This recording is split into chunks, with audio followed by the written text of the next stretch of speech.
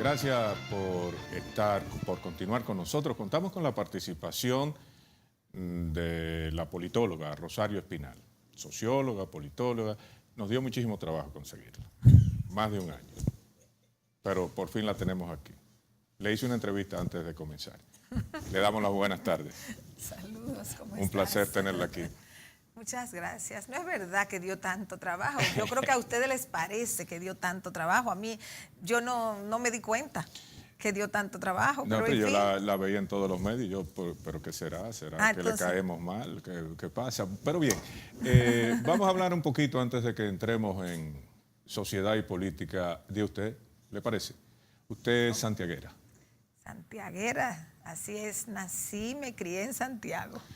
Hasta que se graduó. Y después vino... Yo hice todo, o sea, el colegio, la universidad. La Ucamaima. Y luego, y después que me gradué de la universidad, entonces fui a Estados Unidos e hice un doctorado. Bueno, primero maestría, luego volví acá, luego volví a hacer el doctorado. Perdón, pero usted entonces de Santiago para Filadelfia. Bueno. ¿O Santiago, Nueva York? No, yo fui primero a estudiar inglés. ¿A dónde? ¿En Santiago o aquí? No, en la Universidad de Nueva York, en la ciudad de Buffalo, allá donde yo llegué en el año, ni digo el año, para que no me calculen, para que no me calculen la edad. Usted es una señora en plenitud de forma. ¿En qué año usted estudió? Eso fue en el 70 y, ¿qué fue? 77, por allá. Ya, pero eso es los otros días. Entonces, primero estudié inglés. ¿Qué tiempo duró? Pero ya usted venía con nociones de inglés, de aquí, o nada. Muy poca, porque yo como que... Le daba trabajo. En mi generación todavía estudiar inglés no era algo tan importante. Y yo estudié inglés en la universidad, cogí los cursos básicos y todo, pero yo no sentía que hablaba nada. ¿Hablaba con la I? ¿Usted hablaba con la I? Bueno, yo allá, cuando estaba en Santiago. Yo puedo hablar con la I. Yo puedo llegar a Santiago esta tarde. ¿Y qué dice? Y llegar a Santiago y hablar con la I. Deme un ejemplo de eso. Pero usted sabe cómo se habla. No, pero usted sabe cómo se habla con la I. ¿Y por qué? ¿Y por qué? Y le voy a decir una cosa. Mis amistades de toda la vida que viven en Santiago todavía, o sea, de las amistades mías que viven en Santiago, cuando nos juntamos, y son todos profesionales sí, con buenos trabajos, exitosos en distintas profesiones, y cuando nos juntamos, si alguien grabara las conversaciones y las pusiera en un canal de televisión, no podría creerlo, porque todos hablamos con la I. O sea, es como que pero llegar con las expresiones ahí, del Cibao, ustedes dicen adiós, vea. Bueno, digamos con la I, más que con expresiones, no tanto expresiones quizás autóctonas del campo, pero sí con la I. O sea, con la I sí, no tanto en el sentido de otro tipo de expresión, pero con la I. Y la verdad es que cuando yo me río, porque yo digo, ¿cómo es posible que todos nosotros, estando en Santiago, hablemos con la I? Yo digo que yo hablo 3 versiones del español. ¿Cuáles son? La cibaeña, ajá, con la I. El español, vamos a decir, un español estándar de la República Dominicana, que es el que estoy hablando en este momento. Yeah. Y luego un español, yo diría, un poquitito más estándar, que es el que normalmente uso cuando estoy hablando con personas de otros países. Porque aquí, aunque yo esté hablando en un español estándar dominicano, pero uno mete expresiones un que español son internacional. ¿Español de España o español latinoamericano? Bueno, es latinoamericano. Yo no voy a hablar como con los la Z nunca.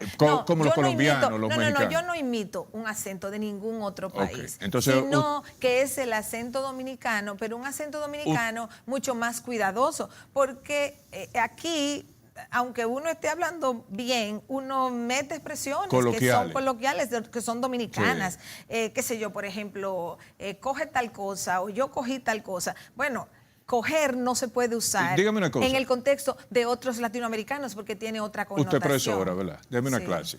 Yo me veo quejando, y a lo mejor soy yo el que estoy equivocado, porque aquí desde rectores universitarios hasta presidentes de la Junta Central Electoral, de partidos políticos, vamos a poner un ejemplo, dicen PRM.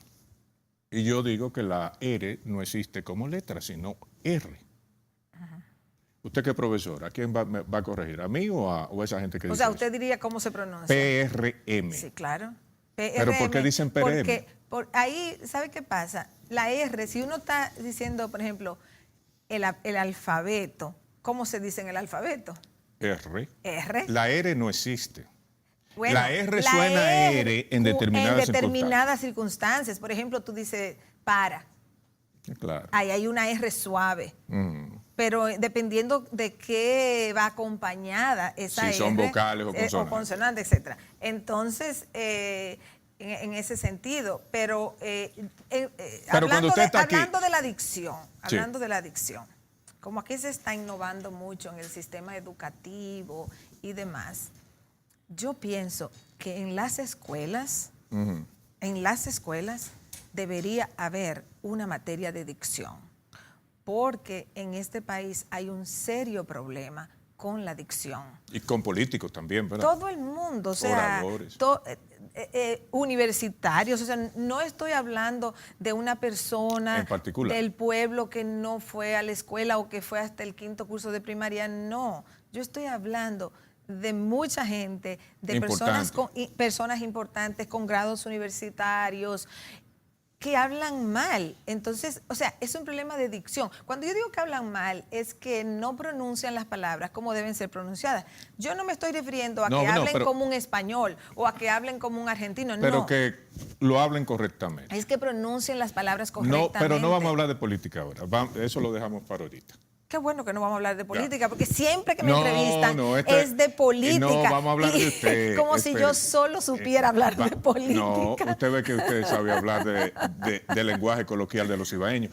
Pero una cosa, ¿cuánto tiempo fue que usted duró estudiando inglés allá?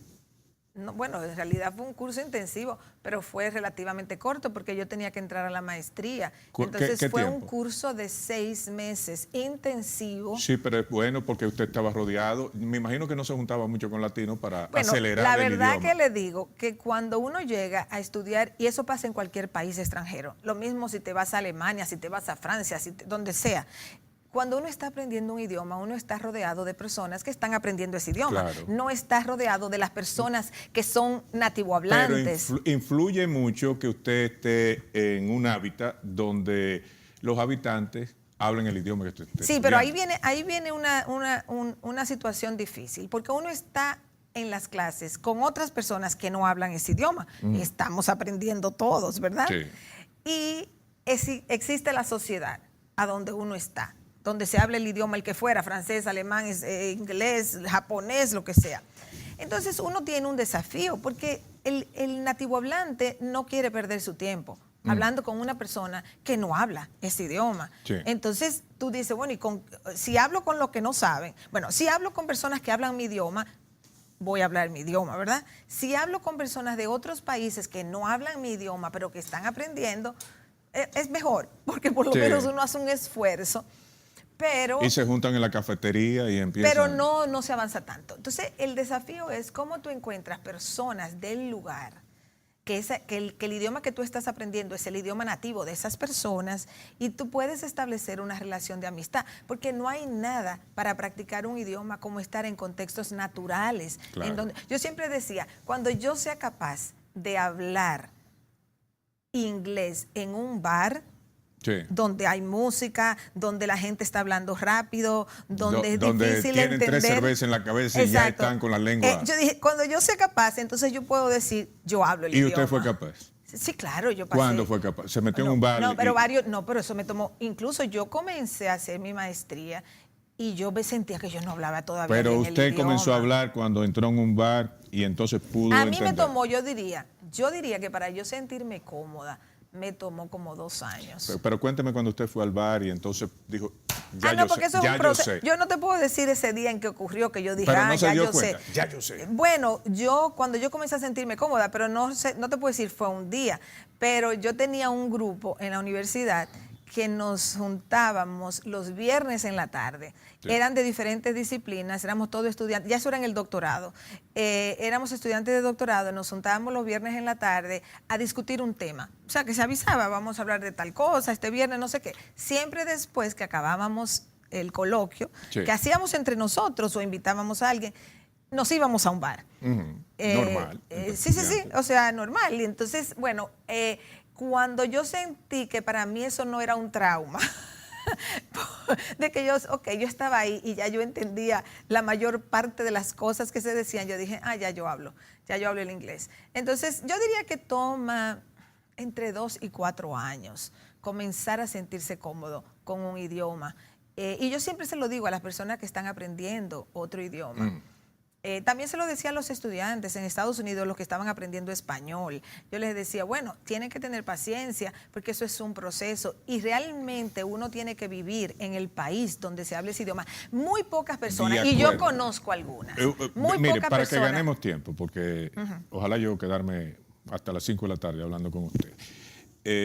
Usted en 6 meses se preparó para comenzar el posgrado. El posgrado. Y entonces, ¿el posgrado era de qué? Yo hice un doctorado en sociología. Sí, usted era socióloga de Lucamayma. Sí, bueno, en la Lucamayma no había sociología, había un departamento, era de sociología y trabajo social. ¿Y eso fue lo que usted hizo? Entonces, eso fue lo que yo hice, entonces ya yo cuando ¿Y usted se fue con sus recursos o la becaron? Yo obtuve una beca en la universidad en ese momento, aquí en el país en general, en todas las universidades. Sí, pero Lucamayma siempre ha tenido buenos contactos. Se anunciaban las becas Fulbright, las PAO. Entonces, eso es de una ONG, ¿verdad? No, eso es de Estados Unidos. Sí, pero la Fulbright es una organización que, sí. ¿Para qué? Para el desarrollo de los países del tercer mundo. Fulbright viene de un senador de Estados Unidos hace muchos años, en los 50 por allá, que creó eso. Y las PAO es el programa de becas para América Latina. Entonces era una combinación de las dos. Entonces yo no tenía planes de irme a estudiar fuera realmente. A mí me llama el vicerrector de la universidad. Él se la dio, ¿usted no concursó? No, claro que concursé. No, pero explíqueme. Él me llama y me dice, yo me iba a graduar, eran unos meses antes de yo graduarme, él me llama y me dice, mira, hay becas de oferta, tú debes solicitarla. Y yo le dije así, gracias por la información, y yo no la solicité. Y me cayeron atrás profesores míos para que yo la solicite. Sí, yo me gradué con honor, me gradué con summa de cum laude. Ajá. Entonces, ¿dio el discurso usted de graduación? No, yo no di el discurso de graduación. Entonces, ¿le dolió no dar el discurso? No, la verdad que ni se me ocurrió, ni me lo planteé. ¿Usted tenía miedo escénico en ese tiempo? No recuerdo, la verdad. ¿Usted ha tenido miedo escénico alguna vez? Porque usted es muy natural, mire cómo usted habla. Mira, yo creo que todo el mundo tiene un cierto nivel de miedo. Unos más que otros. Claro, quien me ve quizás ahora mismo hablando en televisión dice, pero mira, ella no. ¿Qué señora más suelta? Ella no tiene miedo, no sé qué. Pero todo el mundo tiene un poco de miedo. O sea, yo, por ejemplo, he dado muchos años clase, ¿verdad? Y cuando uno entra a un salón de clase, o sea, por más experiencia que uno tenga y más cómodo que uno esté, siempre hay un poquito de ansiedad. Usted me puede resumir en 2 minutos su experiencia en Estados Unidos y en 1 minuto más una cantidad de libros que... Usted es casada, y perdone que le pregunte. Divorciada.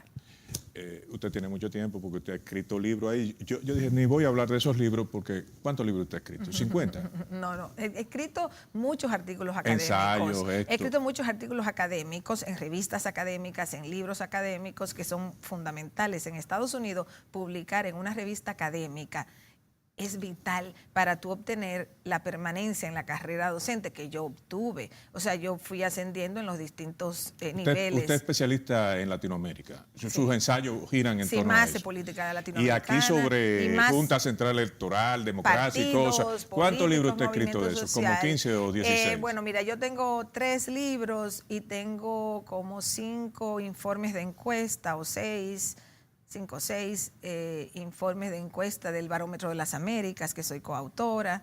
Y tengo, ¿usted hace la encuesta aquí del Barómetro? Bueno, la encuesta la hace una encuestadora. Pero yo, junto con una colega, hacemos el informe de la República Dominicana. En cada país hay investigadores que hacen el informe. ¿Eso usted lo hace con fines académicos? Con fines académicos. ¿Pero le pagan por eso? Con fines académicos, realmente. Es poco lo que pagan, pero sí usted pagan. Se siente bien con eso. Sí. No, pero yo siempre he vivido del trabajo académico. Y si usted me dijera en una frase, todos esos libros, todos esos estudios? ¿Qué le mueve a usted?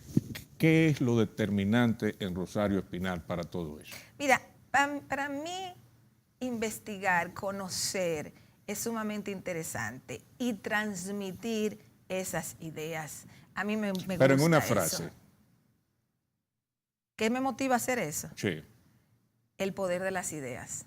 Yo pienso que las Pero ideas son esos trabajos internos aquí de fortalecimiento institucional.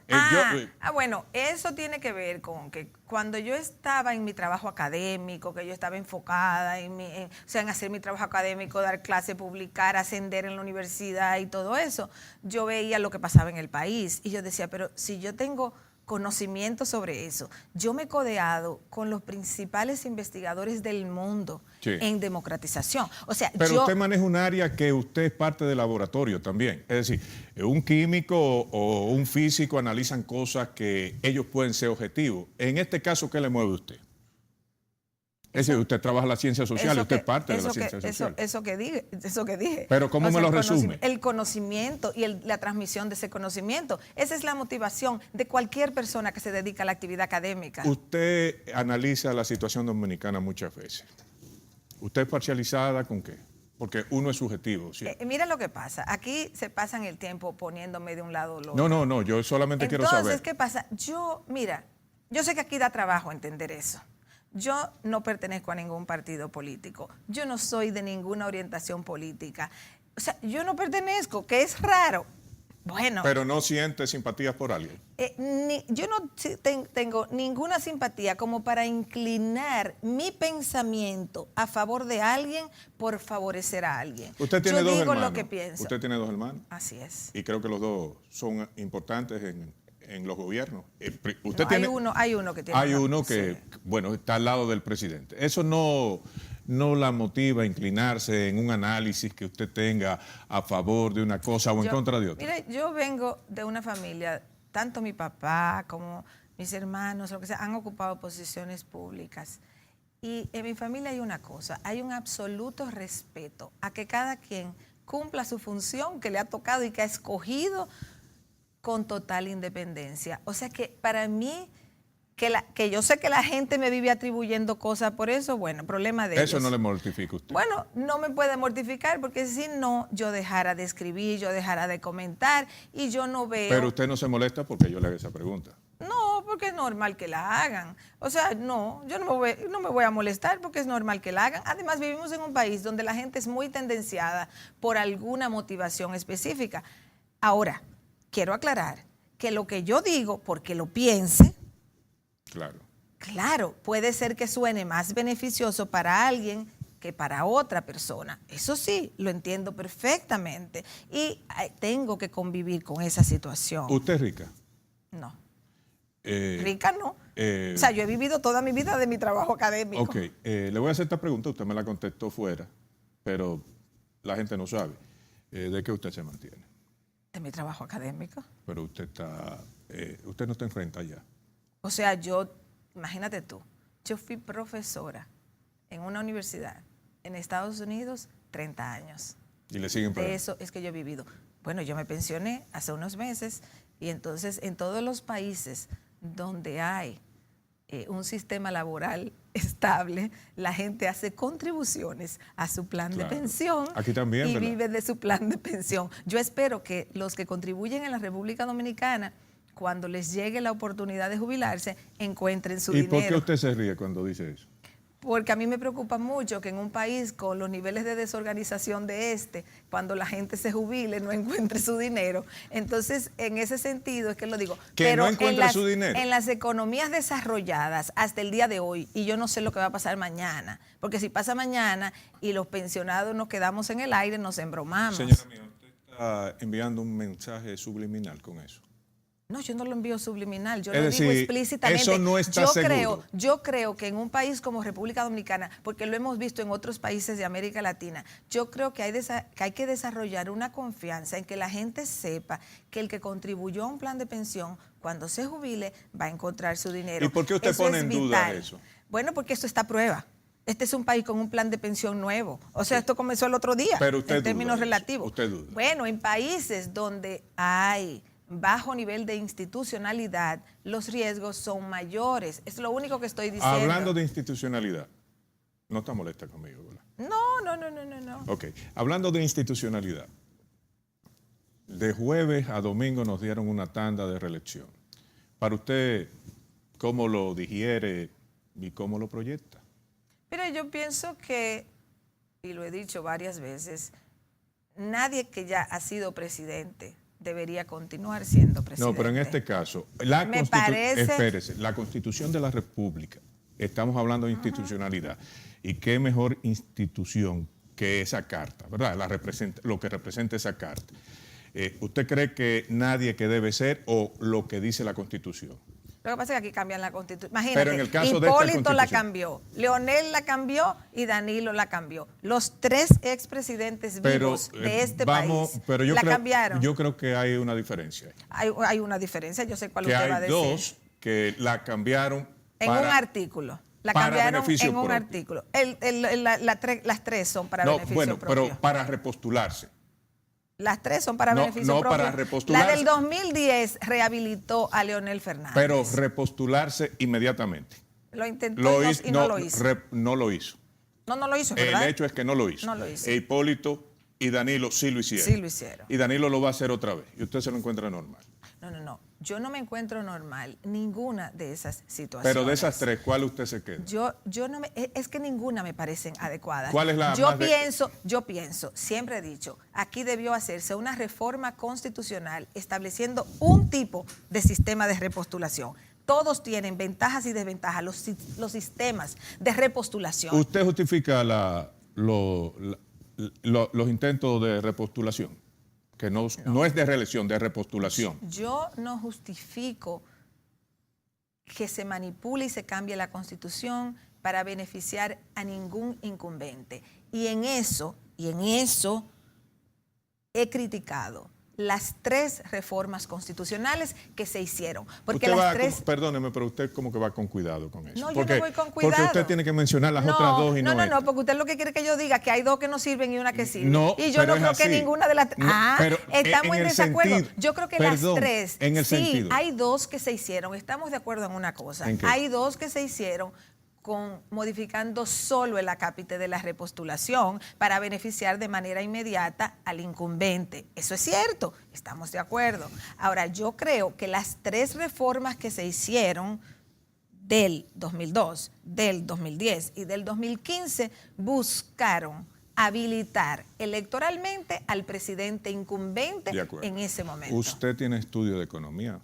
Si estudió sociología, algo le dieron de economía, ¿verdad? Algo, no soy economista. Pero le gusta. Sí. Y cuando tiene tiempo le echa una ojeada a quién. ¿Cómo usted ve la situación económica del país? Bueno, yo creo que hasta ahora los gobiernos, todos los gobiernos del PLD se han beneficiado de una relativa estabilidad macroeconómica. Ahora, el modelo económico del PLD tiene un serio problema hacia adelante. ¿Cuál es? Porque es un modelo económico que se ha fundamentado en un proceso de endeudamiento externo. Han habido condiciones internacionales favorables para el endeudamiento gradual, externo. ¿verdad? Pero ese problema eventualmente explota porque ningún país, como ninguna familia, como ninguna persona puede indefinidamente endeudarse. ¿Qué pasa en América Latina? Porque no es solamente aquí. En América Latina hay ciclos. No, es que la economía es como un cardiograma. Ciclos de endeudamiento, sí, pero mira qué pasa.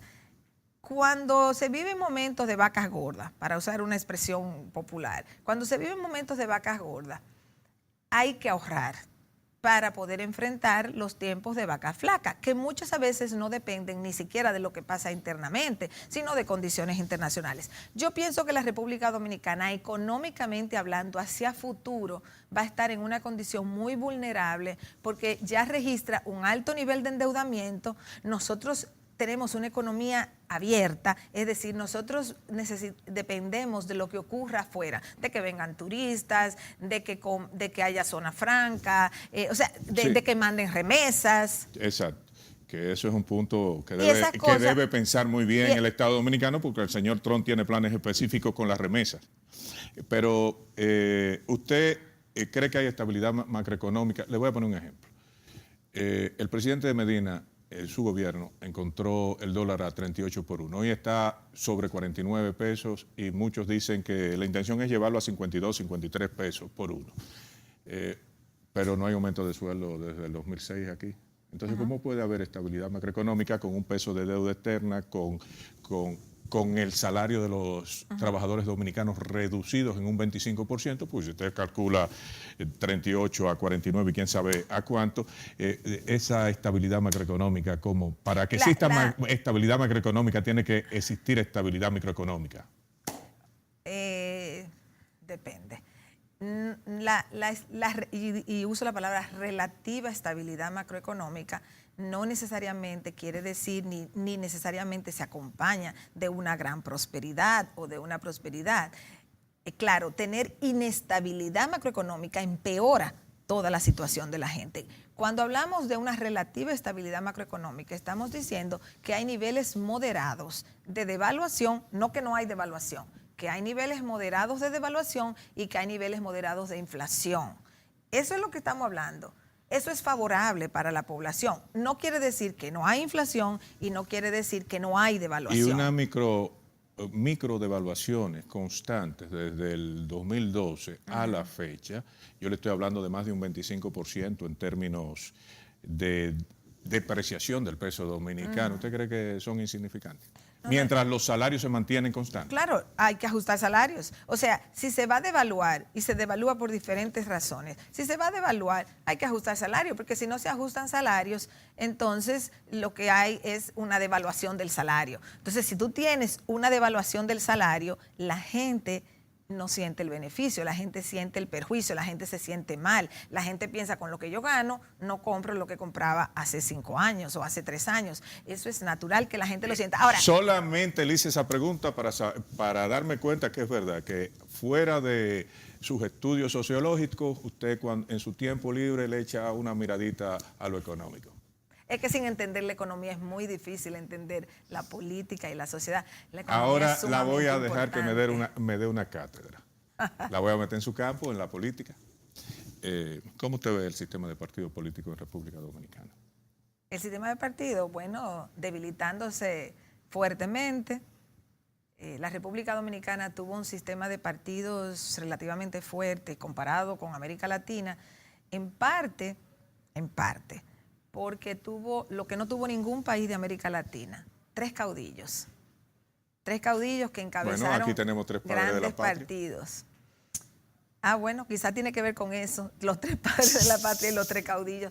Pero Balaguer, Peña Gómez y Bosch marcaron la política dominicana del post-trujillismo y le dieron intensidad ideológica, crearon organizaciones. Balaguer controló el Estado básicamente en esa primera fase. O sea, perdón, ¿y de qué nos dotaron ideológicamente? Bueno, Balaguer tenía un proyecto autoritario en ese momento, o sea, estoy hablando de los años 60 y los años 70. O sea, Balaguer tenía un proyecto autoritario conservador. Pero la ideología vos se declaró marxista una vez. Vos ser un marxista criollo. Sí, pero yo no sé después qué era. Y Peña Gómez y el doctor Balaguer, ¿qué ideología tenía? Bueno, Peña Gómez asumió una ideología, él y un grupito de su partido, no el resto, asumió una ideología socialdemócrata. O sea, la idea de que supuestamente vendría un Estado, ellos van a crear. ¿Lo adoptó de nombre o en práctica? De nombre. Porque la socialdemocracia es una cosa totalmente distinta a lo que vimos aquí. Bueno, le voy a decir una cosa. Cuando yo estaba, antes de terminar mi tesis doctoral, yo solicité una beca para ir a Suecia. Y fui a Suecia un semestre. ¿Por qué? Porque en esa época estaba en auge aquí la socialdemocracia y la socialdemocracia. Y yo dije, yo quiero entender el modelo socialdemócrata. Entonces yo fui, me dieron la beca, yo me fui a Suecia y estuve allá en el Centro de Investigaciones Sociales. Yo entrevisté funcionarios, gente vinculada con el Partido Socialdemócrata, o sea, tratando de entender el modelo sueco, el modelo escandinavo. Ahí usted adoptó un acento inglés, cogió un chin de eso, ¿verdad? Porque los suecos hablan con acento inglés. Bueno, yo estuve en Inglaterra un tiempecito también, pero a mí no me gusta el acento inglés. Así como no me gusta el acento de España. ¿A usted le gusta el de Atlanta? No, tampoco el de Atlanta, no me gusta el acento sureño. Me gusta más el acento del inglés en el de, más el acento inglés de Nueva Inglaterra, digamos, del nordeste de Estados Unidos. Entonces, que es el que yo más, con el que estoy más familiarizada, porque he vivido más en esa zona. Siempre y cuando no vaya a Santiago. No, en Santiago los cibaeños. Eso no me lo quita nadie y me encanta. Para mí es terapéutico hablar cibaeño. Realmente es terapéutico hablar cibaeño. No que es un esfuerzo para mí no hablar cibaeño. Yo hablo perfectamente sin hablar cibaeño. Pero cuando estoy en el Cibao, me encanta hablar cibaeño. ¿Cómo es? Otra entonces, vez. Cuando esté en el Cibao, me encanta hablar cibaeño. Hablar cibaeño. Hablar cibaeño. Así mismo. Si lo quieren cibaeño.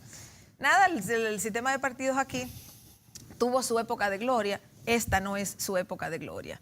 El Partido Reformista está dividido en muchos pedazos. Bueno, pero hay un PRD, un PRM, un PLD. El PRD se dividió. Surge el PRM como respuesta a la división del PRD. Pero es un partido todavía tratando de salir a flote. Y está el PLD, que es el único partido que todavía no se ha dividido, pero es un partido que enfrenta grandes tensiones, pero fuertes tensiones a lo mejor internas. vienen a llenar un vacío en el sistema de partidos políticos en República Dominicana, la división del PLD, PLDA, PLDB, dos fuerzas fuertes que compitan entre ellas. ¿Usted lo ve bien eso? No es que yo lo veo bien, es pero si ocurre. Como ciudadana dominicana lo ve bien. No es que yo lo vea bien. Lo que pasa es que si ocurriese eso, siempre el punto es el siguiente. Una democracia, por más limitada y precaria que sea, necesita del concurso de por lo menos dos partidos importantes para que haya competitividad electoral. Porque si no hay competitividad electoral, realmente es muy difícil hablar de una democracia. O sea, tiene que haber ofertas a la sociedad y que la gente sepa que ganó el partido A, pero que mañana, en las próximas elecciones, puede ganar el partido B. Nosotros, desde el 2004, la República Dominicana perdió la competitividad electoral. Si usted me puede resumir, fuera de la competencia dentro de los partidos políticos, los otros ingredientes que necesita la sociedad dominicana para verdaderamente estar en democracia, el fortalecimiento institucional y otras cosas más, usted como científica de la sociedad, ¿qué me diría? Bueno, yo pienso que aquí hay que bajar significativamente los niveles de corrupción y de clientelismo para que el Estado asistencial que el PLD ha estado impulsando desde el año 2004 y que se ha acelerado en los últimos años, es decir, la oferta de servicios públicos, de educación, salud, seguridad social, o sea, para poder sostener un Estado asistencial, todos los países del mundo, llega un punto en que tienen que desmontar el Estado corrupto y el Estado clientelar, porque ningún país tiene tanto dinero, ningún Estado tiene tanto dinero para sostener un Estado corrupto, clientelar y asistencial. Ningún ciudadano también, porque se habla de reformas tributarias, pero hay una gran evasión de impuestos. Muchos dicen, pero vamos primero a poner a pagar impuestos a los que no pagan y después pensemos en otra cosa. ¿Usted qué piensa? Totalmente de acuerdo. Yo no creo que aquí deben aumentar los impuestos. Aquí hay que cobrar el impuesto a la... Por ejemplo, aquí hay una evasión del ITEVIS. Eso es un crimen, porque el ITEVIS lo paga el consumidor. Sí. O sea, usted va a un restaurante, usted va a una tienda o lo que sea, usted paga el ITEVIS. Entonces, eso es horrendo, que el empresario que ha cobrado el ITEVIS no lo reporte a impuestos internos. Entonces, en ese sentido, aquí hay que mejorar el cobro del ITEVIS, por ejemplo. Ya. Porque es un impuesto que está pagado. O sea, sí, es algo que ya el consumidor ha pagado.